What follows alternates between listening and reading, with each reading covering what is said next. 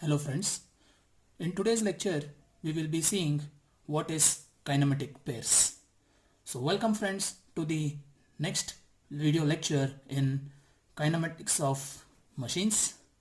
So this is a new video lecture series in mechanical engineering tutorials.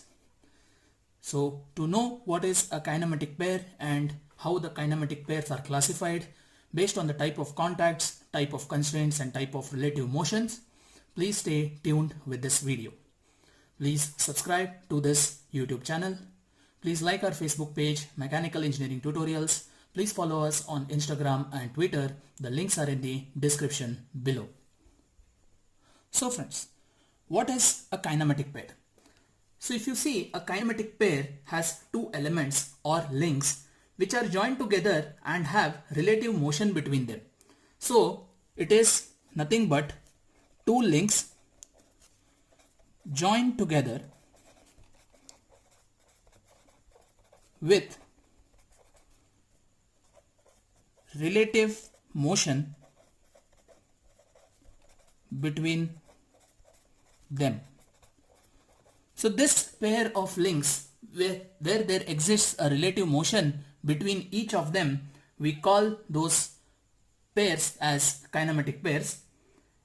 And also this pair has been successfully or is always successfully constrained. So if we see, a kinematic pair is links joined together which have relative motion between them and the motion between the links is successfully constrained. So this is the definition of kinematic pairs. Next we shall see what are the classification of kinematic pairs. So we have classified the kinematic pairs based on the type of contact, type of constraint and type of relative motion. So based on type of contact we have lower and higher pairs. Then based on type of constraint we have closed pairs and unclosed pairs. And based on type of relative motion we have sliding pair and turning pair. Now let us see each of these types of kinematic pairs. So here friends, based on the type of contact we have lower pair and higher pair. So in lower pair, if a pair in motion has a surface contact between its elements, it is called as the lower pair. For example, shaft rotating in a bearing has the surface contact, that is outer surface of the shaft is in contact with the inner surface of the bearing, and such type of pairs we call as lower pairs. For higher pairs, if a pair in motion has a line or point contact between its elements, it is called a higher pair. Say for example, you can see these images.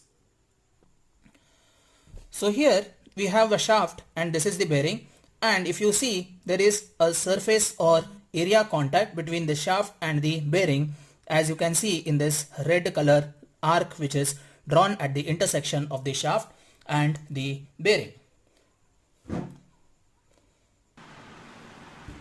So here we have the second diagram, that is the ball bearing.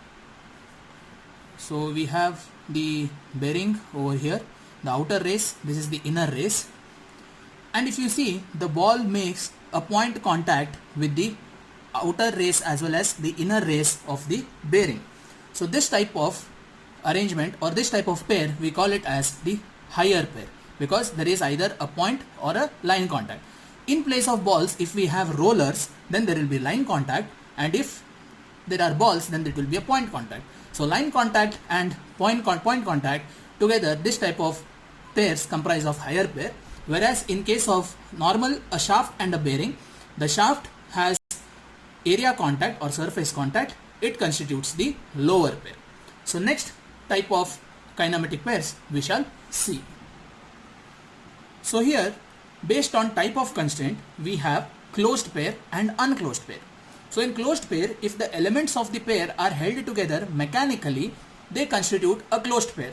Say for example, if you have two metallic plates with a drilled hole at both the ends, say rectangular plate strips, like you can take two metal strips, you drill a hole at both the ends and those two metallic strips you join in this fashion. As you can see my fingers here, one metallic strip and this is a second metallic strip. At this particular point you drill a hole and connect it using a nut and bolt. So such type of pair will constitute a closed pair. So all the lower pairs are best example for the closed pairs. In unclosed pairs, when two elements of the pair are not held together mechanically, but they form a kinematic pair, they are called as unclosed pair. For example, cam and follower. So I'll show you the diagram of cam and follower, how it constitutes an unclosed pair. So here is an arrangement of a cam and the follower. So follower is connected with a roller, and when the cam moves, the roller follows the profile of the cam and thus makes this follower to move up and down. So at this point, this cam and the roller, which is part of the follower, it forms a unclosed pair, that is they are in contact but they are not held mechanically, but due to the gravity the roller rests on the cam. So this type of kinematic pair we call it as an unclosed pair.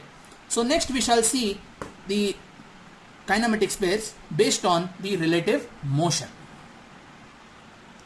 So based on the relative motion, we have a sliding pair and a turning pair.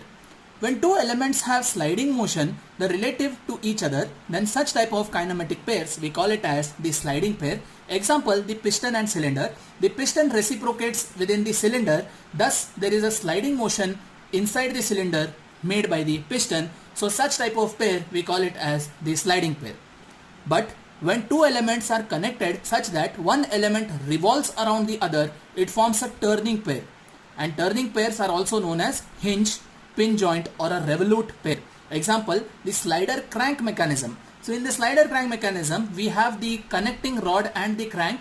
So connecting rod and the crank, they constitute a turning pair, whereas the slider and the link number 1, that is the cylinder, constitutes the sliding pair. So friends, this lecture was about the kinematic pairs and their types or their classifications. So if you have liked this explanation in this video lecture, please like and share this video. Please subscribe to our YouTube channel and also like our Facebook page. Please follow us on Instagram and Twitter. The links are in the description below. So thank you very much, friends.